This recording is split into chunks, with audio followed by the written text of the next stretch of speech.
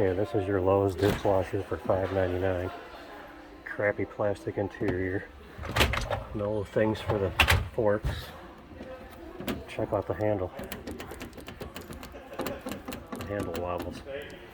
So for $150 more, you get the stainless interior, the nicer drawers, and also it has a fan heater in addition to the ring heater.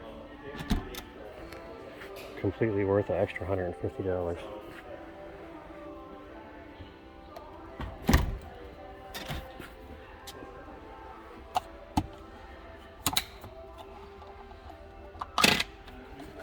It's got the better soap dispenser.